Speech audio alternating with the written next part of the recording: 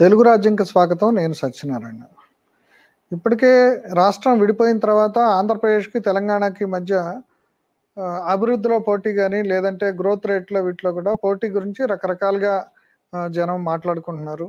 అంటే హైదరాబాదు మొత్తంగా కూడా డెవలప్‌మెంట్ చేసిందంతా కూడా ఆంధ్రులే వచ్చి చేశారు. ఆంధ్ర వాళ్ళే వచ్చి చేశారు అని చెప్పేసేసి ఇప్పుడు మనం హైదరాబాద్ లేని రాజధానితో వెనక్కి వెళ్ళిపోయాం అని చెప్పేసేసి ఆంధ్ర వాళ్ళు అనుకుంటున్నారు. అంటే మొత్తంగా కూడా ఆంధ్ర వాళ్ళంతా వచ్చి ఇక్కడ దోపిడీ చేశారు తెలంగాణలో. తెలంగాణలో దోపిడీ చేయటం వల్ల ఇప్పుడు మేమంతా వెనకబడిపోయాము. అందుకనే మాకు ప్రత్యేక రాష్ట్రం కావాలని చెప్పేసేసి తెలంగాణ నుంచి జరిగింది. అయితే ఇప్పుడు ఇవాళ రేవంత్ రెడ్డి ఈయన chief minister, Telangana chief minister Revanth Reddy తను చంద్రబాబు నాయుడుతో పోటీ పెడతాను.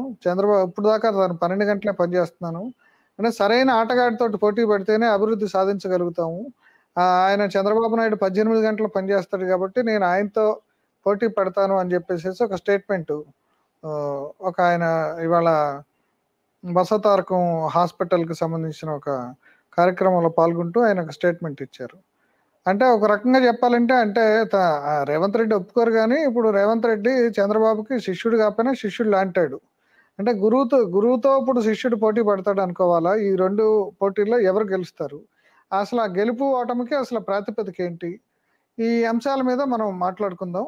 ఇప్పుడు ఈ అంశాల మీద మనతో మాట్లాడటానికి ప్రముఖ రాజకీయ విశ్లేషకులు, బ్యాంకరు చలపతి గారు మనతోటున్నారు. చలపతి గారు నమస్తే అండి. నమస్తే సార్. అదే ఇప్పుడు రేవంత్ రెడ్డి వాళ్ళ ఒక సరైన ఆటగాడితోటి పోటీ పడతాను. నేను పోటీ పడితేనే అభివృద్ధి జరుగుతుంది. నేను చంద్రబాబు తోటి పోటీ పడతాను అని చెప్పేసేసి అన్నారు. అంటే ఈ స్టేట్మెంట్ అదే ఇంతకుముందు నేను ఇంట్రడక్షన్ లో చెప్పినట్టు ఇప్పుడు 2 రాష్ట్రాల మధ్య పోటీ అనేది ఒక ఇష్యూ ఉంది. అంటే ఎవరు మనం మాట్లాడిపోయినా సరే ఇప్పుడు అంతా ఆంధ్ర నుంచి వచ్చి ఇక్కడ బాగు చేశారని, లేకపోతే హైదరాబాద్ని ఇక్కడ వాళ్ళు దోపిడీ చేశారని 2 రకాల నడుస్తుంది. ఇప్పుడు ఈ పోటీ చంద్రబాబు వచ్చాకే అసలు ఈ పోటీ అనే అంశాన్ని ఎందుకని తెలంగాణ ముఖ్యమంత్రి రైజ్ చేశారు.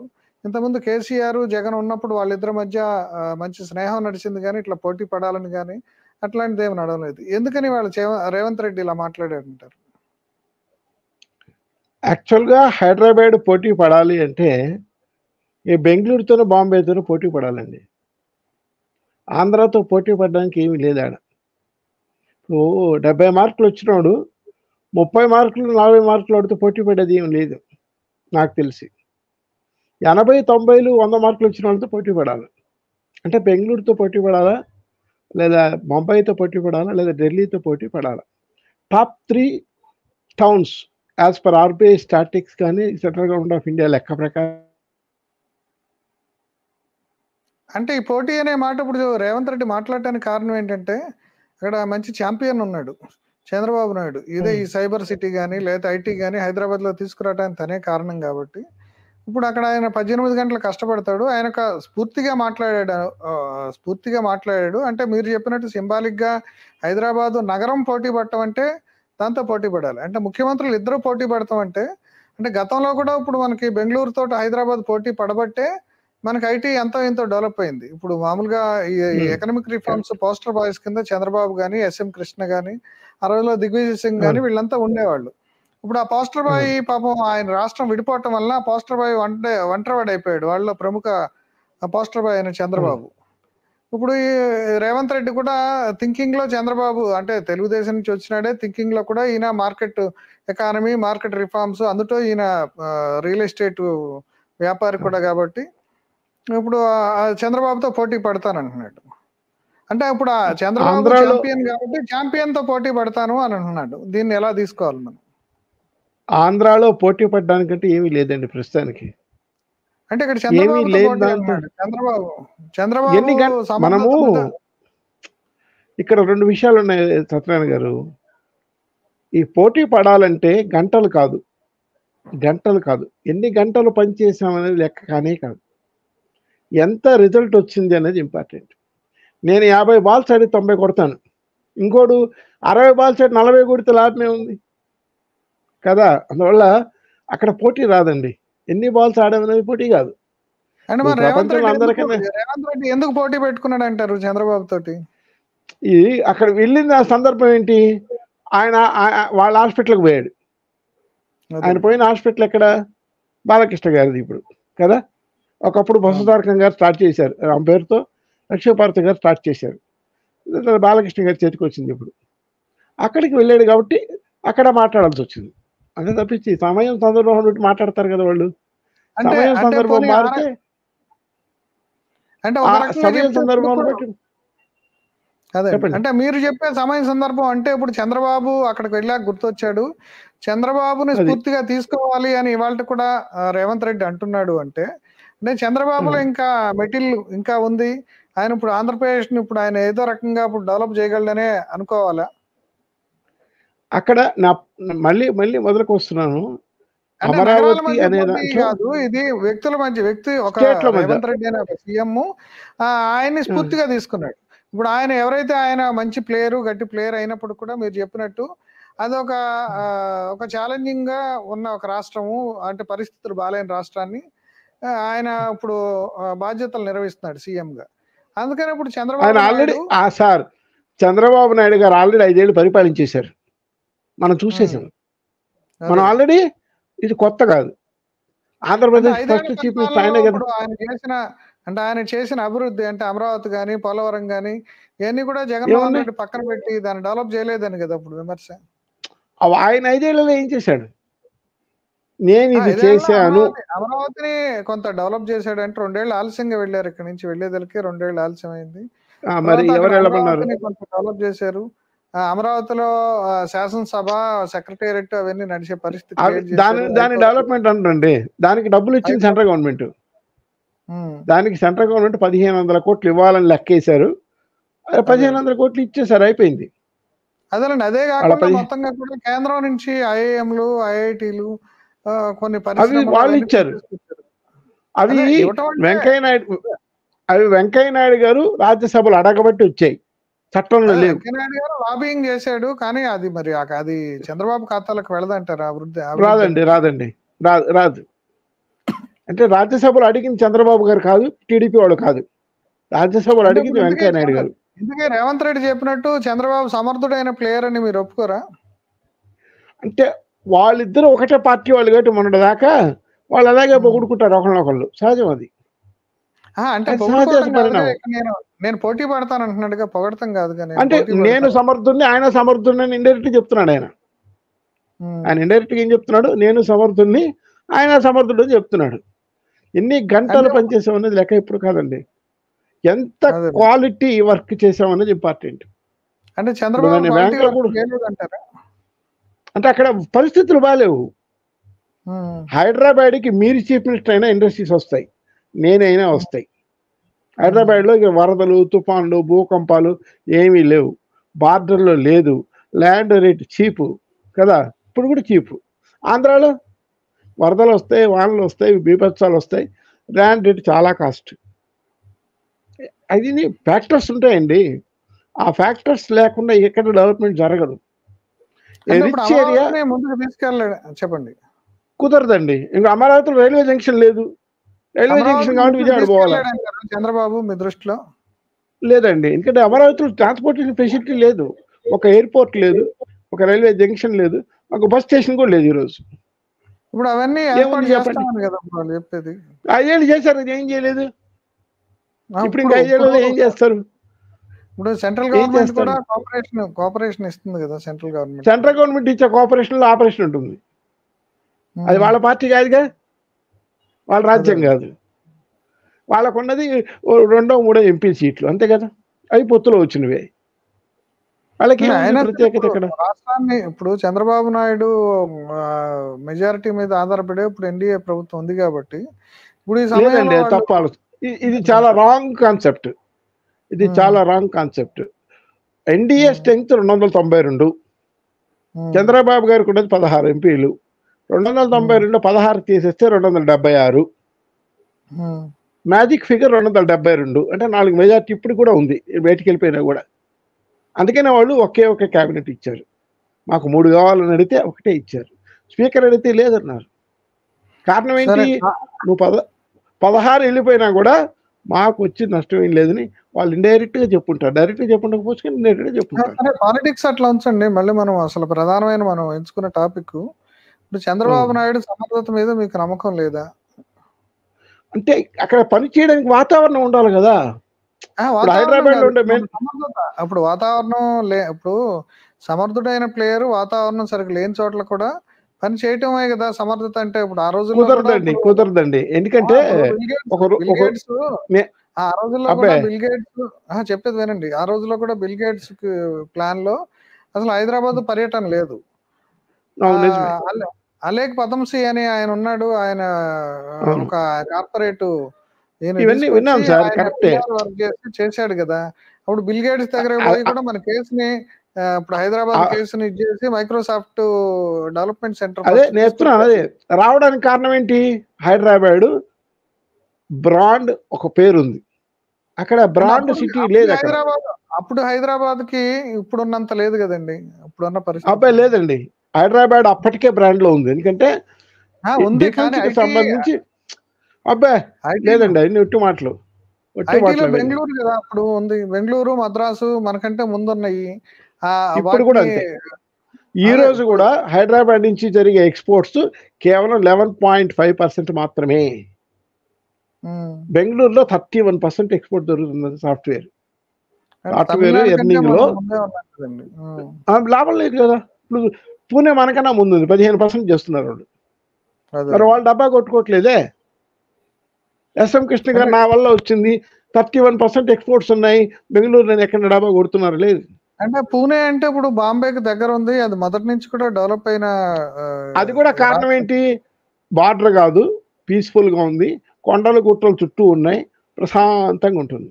మన హైదరాబాద్ లాగే ఉంటుంది. నేను చూశాను కాబట్టి. చంద్రబాబు ఏం చేయాలంటారు మీ దృష్టిలో? ఇప్పుడు ఆయన సమర్థత దీనికి సరిపడా సిటీ ఏదైనా ఉందంటే అది విశాఖపట్నం ఒకటే, లేదా తిరుపతి. ఈ రెండింటిని డెవలప్ చేస్తే క్యాపిటల్ గా విశాఖపట్నాన్ని కూడా ఫైనాన్షియల్ క్యాపిటల్ గా డెవలప్ చేస్తామంటున్నారు వాళ్ళు. అట్లాగే చేస్తేనే ఆంధ్ర వస్తుంది. అది ఎట్లా అది చేయాలి, తిరుపతి చేయాలి. తిరుపతి వరల్డ్ మ్యాప్ లో ఉంది, చేయాలి. తిరుపతి మీద కాన్సన్ట్రేషన్, తిరుపతి మీద వైజాగ్ మీద చేస్తే కొంత డెవలప్మెంట్ వస్తుంది. ఆయన ప్రయత్నం చేయకుండా పోడు, కానీ ప్రయత్నం చేయకుండా పోడు. ఒక ప్రాబ్లం ఏంటంటే ఎవడన్నా ఒకవేళ పెట్టుబడి పెట్టాలని వచ్చినా కూడా హైదరాబాద్ చూసిన కళతో వాళ్ళు తిరుపతిని వైజాగ్ని చూడలేరు. అది ప్రాబ్లం. ఇప్పుడు ఏం చేయాలంటారు? మీరు ఒక బ్యాంకర్ గా చాలా మంది ఇండస్ట్రియలిస్టులతోటి మీరు వాళ్ళకి లోన్లు ఇచ్చారు, వాళ్ళకి సంబంధించిన ప్రాజెక్టులు ఏంటి అవన్నీ స్టడీ చేశారు. ఇప్పుడు ఆ రకంగా చూస్తే ఇప్పుడు ఏంటి పరిస్థితి? ఇప్పుడు ఏం చేయాలి చంద్రబాబు నాయుడు? ఒక సమర్థుడైన ప్లేయరు అని మీరు ఒప్పుకోవట్లేదు కాబట్టి ఆయన నిరూపించుకోవాలంటే ఏం చేయాలి? ఒప్పుకోవడం కాదు, సమస్య ఏంటంటే వాతావరణం లేదు.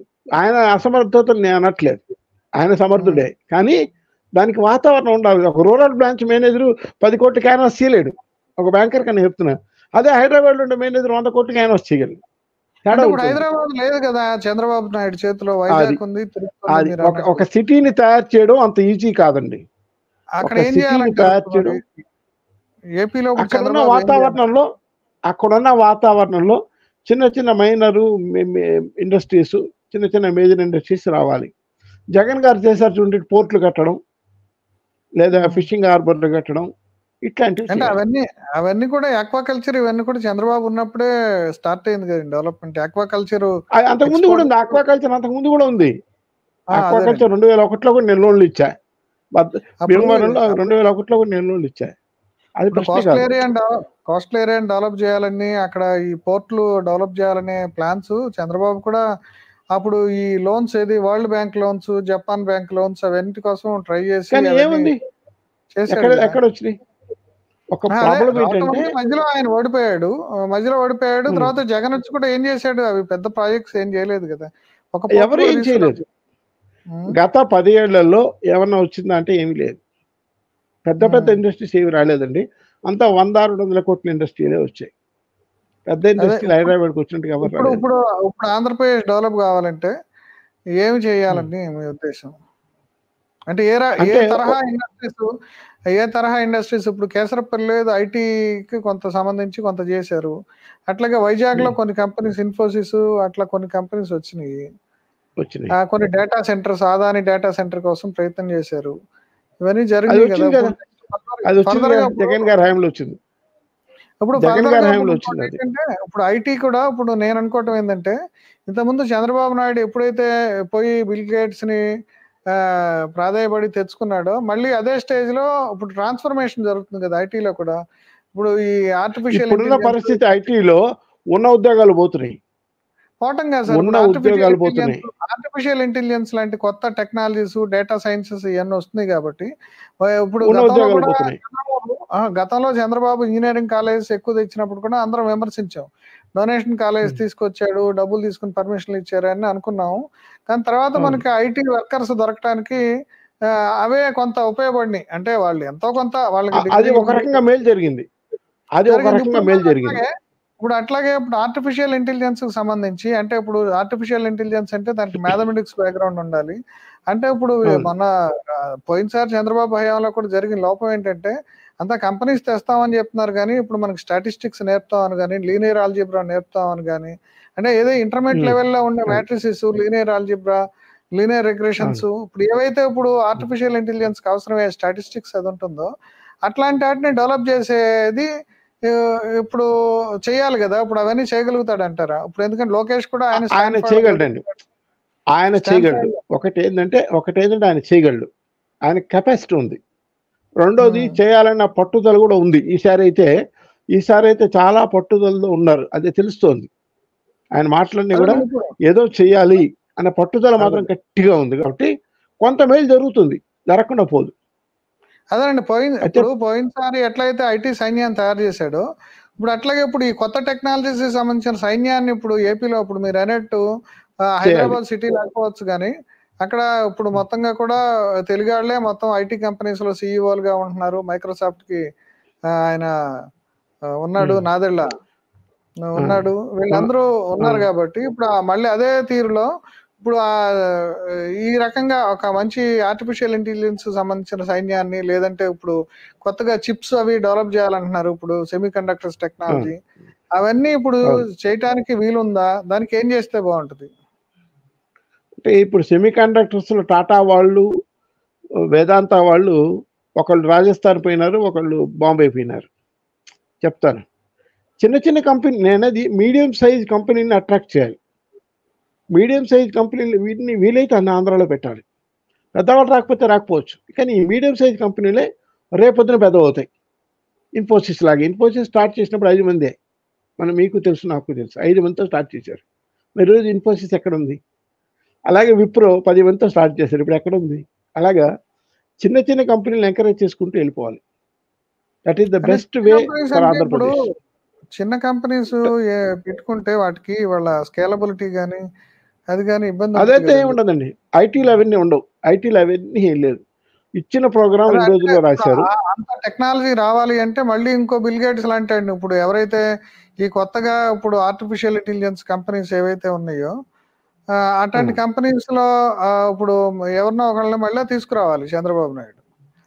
ఇంటర్నేషనల్. అక్కర్లేదండి. స్టార్టప్ ఇండియాలో నడుస్తున్నది ప్రస్తుతం స్టార్టప్ యుగం. ఈ స్టార్టప్ హ్మ్. అంటే కొత్త కంపెనీలు ఎవరైతే కుర్రోళ్ళు పెడుతున్నారో, ఇంకోడి దగ్గర పని చేయకుండా పని నేర్చుకొనొచ్చి బయటకొచ్చి ఇన్ఫోసిస్ లాగా, విప్రో లాగా పెడుతున్నారో, అలాంటి వాళ్ళే కావాలి. అలాంటి అంటే వాళ్ళు ఇప్పుడు మనకి గుంటూరు గుంటూరు వాళ్ళు, విజయవాడ వాళ్ళు చాలామందున్నారు. విశాఖపట్నం హ్మ్. వాళ్ళున్నారు. కాబట్టి వాళ్ళని ఎంకరేజ్ చేస్తే ఆంధ్రాలో ఐటీ కంపెనీలు వస్తాయి. అవే పెద్దవవుతాయి రేపొద్దున. ఇవాళ 10,00,00,000 రాసిన ప్రోగ్రామ్ కంపెనీ రేపు 100 ఆ తర్వాత 1000 కూడా అవుతుంది. సో, హ్మ్. వాటిని ఎంకరేజ్ చేయాలి. వాటిని ఎంకరేజ్ చేస్తే ఆంధ్రాకి దశ, దిశ మారుతుంది. ఆయన అంటే ఆ రకంగానే పోతాడని నేను అనుకుంటున్నాను. అదేనండి. అది. అంటే ఆ ఆయన గేమ్ విషయంలో చేంజ్ చేస్తాడంట ఆంధ్ర ఇంతకుముందు. అవును. కొంత ప్రోగ్రెస్ ఉంటుంది. ఖచ్చితంగా ఉంటుంది. ఈసారి మాత్రం ఆయన చెయ్యాలనే తపనలో ఉన్నాడు. అది మాత్రం రిటర్న్ ఆన్ ది వాల్. చేయాలనే ఉన్నాడాయన. అంటే సో, ప్లేయర్ వేడి మీద ఉన్నాడంటారు. రేవంత్ రెడ్డి ఆ విషయాన్ని అది. గుర్తించాడుగా మరి. అందరూ గుర్తించారు. రేవంత్ రెడ్డి గుర్తించకపోతే ఆయన రాజకీయ నాయకుడే కాదు. అదేలెండి. గుర్తించకపోతే ఆయన రాజకీయ నాయకుడు అనలేము మనం కదా! ఆయన పార్టీ ప్రెసిడెంట్ కదా ఇప్పుడు. Chief minister. అదే. ఆ మాత్రం గుర్తించడా? నీ చలపతి గుర్తించినప్పుడు రేవంత్ రెడ్డి గుర్తించడా? అంటే సత్యనారాయణ గారు మీరు కూడా గుర్తించినప్పుడు ఒప్పుకున్నారా? రేవంత్ రెడ్డి ఇప్పుడు గుర్తించారు. అంటే చంద్రబాబుని మీరు ఒక మంచి ప్లేయర్ కింద మీరు ఒప్పుకుంటున్నారా? నేచురల్ అండి. అంటే ఆయనకి చేయాలనే తపన ఉన్నప్పుడు మార్గాలు దొరుకుతాయి. హ్మ్. చేయాలనే తపన ఉన్న వాళ్ళకి మార్గాలు ఖచ్చితంగా దొరుకుతాయి. తపన లేని వాళ్ళని మనం ఏం చేయలేం కదా.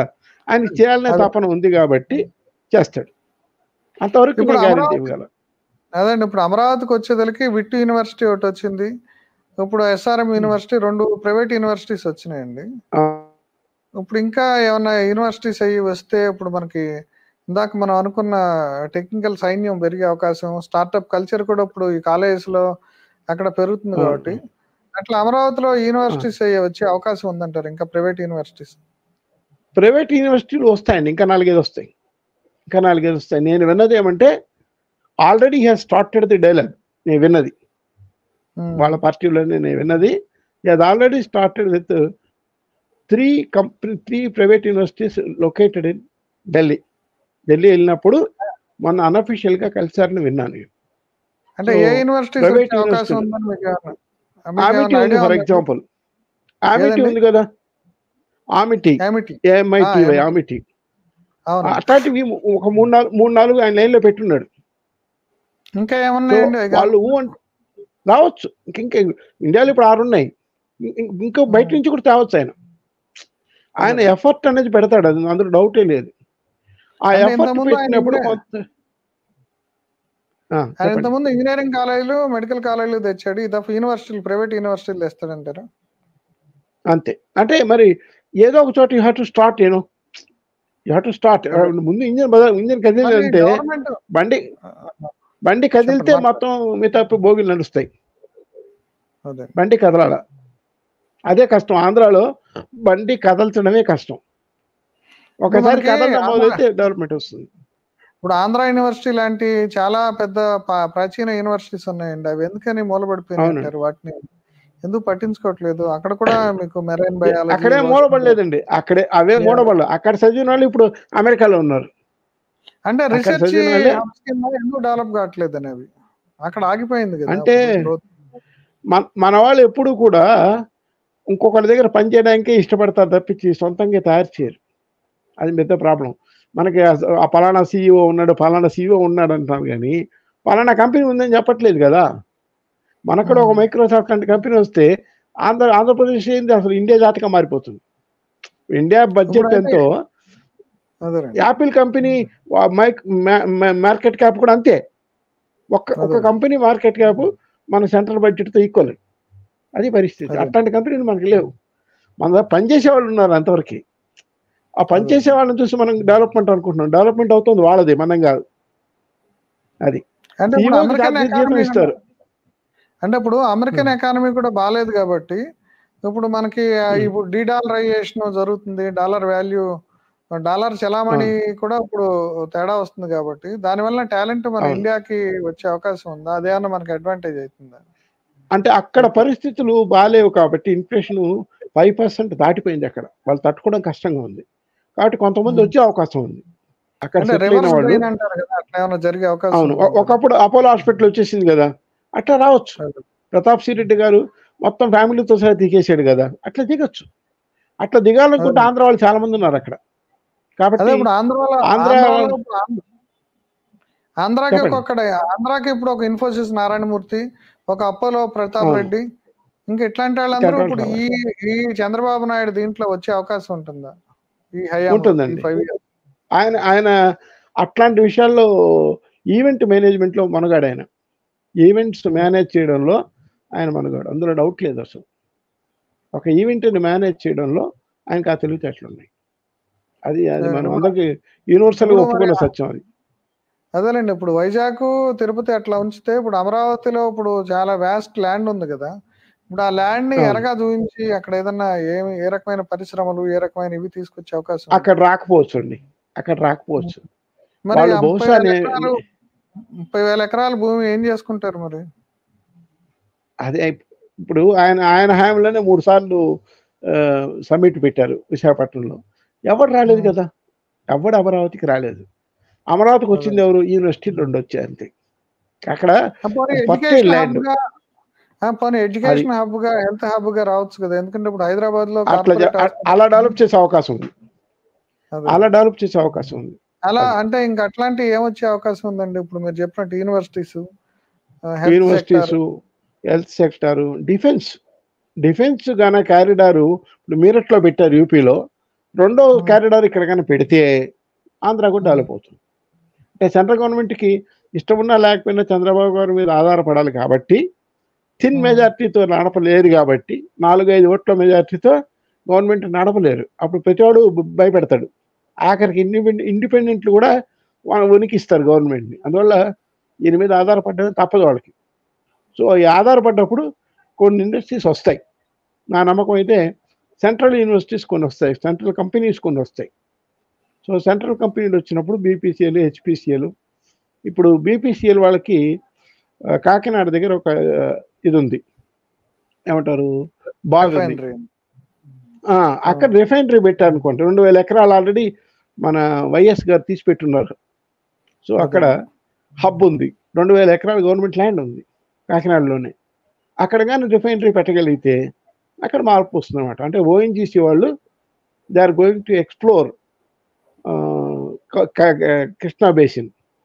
సో దాన్ని వేలంపాటేస్తే ఎవరు రాలేదు కాబట్టి దాన్ని సొంతంగా మేమే చేస్తామని ఓఎన్జీసీ చైర్మన్ డిక్లేర్ చేశారు లాస్ట్ వీకే. కాబట్టి అది విశాఖపట్నం లేదా కాకినాడ మధ్యలో కానీ వస్తే, ఆ పరవాడ సెంటర్ కానీ లేదా కాకినాడ దగ్గర కానీ వస్తే కొంత మార్పు వచ్చేస్తుంది, ఆ ఛాన్స్ ఉంది. సో దాన్ని మనం కొన్ని సెంట్రల్ కంపెనీకి సంబంధించినవి రావచ్చు, సెంట్రల్ వాళ్ళు పెట్టవచ్చు కూడా.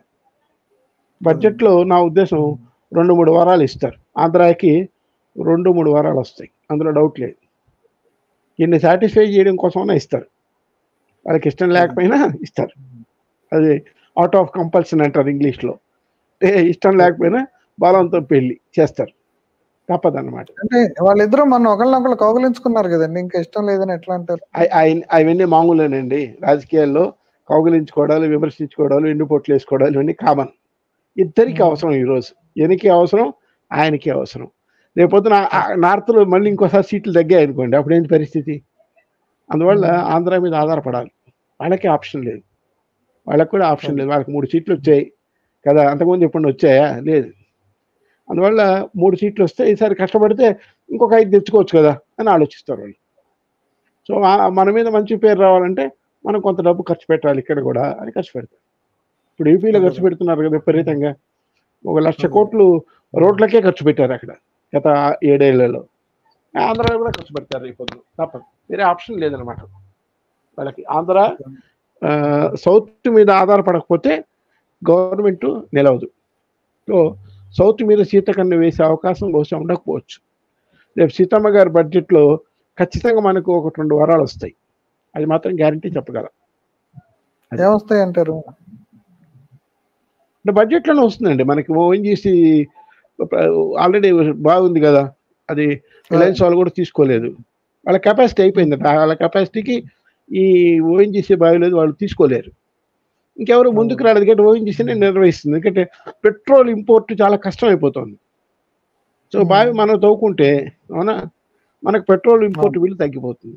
అట్లా ఆలోచిస్తుంది గవర్నమెంట్. ఇంపోర్ట్ సబ్స్టిట్యూషన్ అనేది ఒక కాన్సెప్ట్గా పెడుతున్నారు ఇప్పుడు ఈ బడ్జెట్లో. ఈ బడ్జెట్లో ఇంపోర్ట్ సబ్స్టిట్యూషన్ అనేది ఒక పెద్ద కాన్సెప్ట్గా మారబోతుంది. అంటే ఇంపోర్ట్ చేసుకునే చిప్స్ తగ్గించాలా, ఇంపోర్ట్ చేసుకునే కంప్యూటర్లు తగ్గించాలా, ఇంపోర్ట్ చేసుకున్నటువంటి క్రూడ్ ఆయిల్ తగ్గించాలి. ఎందుకంటే క్రూడ్ ఆయిల్ ధరలు పెరిగిపోతున్నాయి, డాలర్ పెరిగిపోతుంది, కాస్ట్ కదా. సో దేశం నిలబడాలంటే అదొకటే మార్గం. సో అందుకని ఇప్పుడు సోలార్ని ఎంకరేజ్ చేస్తున్నారు. మరి చూడండి, రూఫ్ టాప్ మీరు పెట్టుకుంటే సబ్సిడీ ఇస్తూ ఉంటున్నారు, అంతకుముందు లేదు. సో రూఫ్ టాప్ మీద సబ్సిడీలు పెట్టుకుంటే మనకి కరెంట్ ఖర్చు తగ్గిపోతుంది కదా. వాళ్ళకి లాభం ఏంటి? సెంట్రల్ గవర్నమెంట్కి లాభం ఏంటి? కరెంట్ తయారు చేసిన అవసరం ఉండదు, బొగ్గు ఖర్చు పెట్టుకోవాల్సిన అవసరం ఉండదు, బొగ్గు నిల్వలు ఉంటాయి. ఇట్లా వాళ్ళు ఇంపోర్ట్ సబ్స్టిట్యూషన్ అనేది చూస్తున్నారు. అయితే ఏదేమైనా సరే ఇప్పుడు రేవంత్ రెడ్డి చెప్పినట్టు చంద్రబాబు నాయుడు మంచి ఆటగాడే. ఇప్పుడు ఆటగాడికి ఆట ఆడటానికి కావాల్సిన పరిస్థితులు కూడా, ఇప్పుడు తన ఆటలో కౌశల్యాన్ని చూపించడానికి కావాల్సిన పరిస్థితులు, కావాల్సిన సమయం కూడా వచ్చిందని అంటారు ఇప్పుడు మీరు. అవును, ఇద్దరికి టైం ఉంది. ఇద్దరు మొన్నే కదా వచ్చారు, ఇద్దరు మొన్నే వచ్చారు కాబట్టి ఇద్దరికి టైం ఉంది. రేవంత్ రెడ్డి స్టేట్మెంట్ మీద మీరు సమప్ చేస్తూ ఫైనల్ గా మీ స్టేట్మెంట్ చెప్పండి. ఫైనల్గా అంటే ఆంధ్రాకి మాత్రం ఖచ్చితంగా ఆయన కష్టపడతాడు. మరి ఈయన కష్టపడతాడా లేదనేది చూడాలి. ఎందుకంటే అక్కడ సెంట్రల్‌లో ఈయనకి అనుకూలంగా లేదు. ఆయనకుంది. సో, ఆయనకు అడ్వాంటేజ్ అది. సిట్యుయేషన్ అడ్వాంటేజ్ అంటారు కదా! అది ఉంది ఆయనకి. ఈయనకి లేదు. రేవంత్ రెడ్డి గారికి పైన ఆశీర్వాదం లేదు. అది. అదొక్కటే తేడా. ఓకేనండి. సో, ఆంధ్రాకి మొత్తంగా కూడా మంచి రోజులే వస్తాయి. అదేనండి. ఇప్పుడు రేవంత్ రెడ్డి ఇప్పుడు ఆయన చంద్రబాబు నాయుడు లాంటి గట్టి ఆటగాడితోటి పోటీ పడతాను. తాను ఇక నుంచి 12 గంటలు గాదు, 18 గంటలు చంద్రబాబు నాయుడు లాగా పనిచేస్తాను అని జెప్పేసేసి అన్నారు. ఆ విషయంలో ఇప్పుడు చంద్రబాబు నాయుడు సరైన ఆటగాడే. చంద్రబాబు నాయుడు ఆయన ఇప్పుడు ఆడటానికి కావాల్సిన ప్లే గ్రౌండ్ ఇటు వైజాగ్‌లో, అటు అమరావతిలో దొరికింది. ఇప్పుడు మొత్తంగా కూడా రాష్ట్రాన్ని డెవలప్ చేయటానికి ఆయన శాయశక్తులా కష్టపడతాడు. ఆయన తన కౌశల్యాన్ని మొత్తం ఉపయోగిస్తాడు. తిరుపతిని కూడా డెవలప్ చేస్తారు. మధ్యలో అదే తిరుపతిని కూడా డెవలప్ ఇప్పుడు చేస్తారు. మన చలపతి గారు చెప్తున్నారు. అదే. ఇది ఇవాల్టి అదే. డిస్కషన్. థ్యాంక్ యూ అండి నమస్తే. చలపతి గారు. Please do subscribe to Telugu Rajyam channel. Please do subscribe to Telugu Rajyam channel. Please do subscribe to Telugu రాజ్యం ఛానల్. హాయ్ అండి, నేను మీ ఆర్పీని నెల్లూరు పెద్దారెడ్డి చేపల పులుసు ఓనర్ని. మీరు తెలుగు రాజ్యం అనే ఈ యూట్యూబ్ ఛానల్ సబ్స్క్రైబ్ చేసుకుని మంచి మంచి వీడియోలతో వస్తారు. Thank you so much. Hi people, I'm Sonakshi Verma and you please watch Telugu Rajyam and please subscribe to the channel.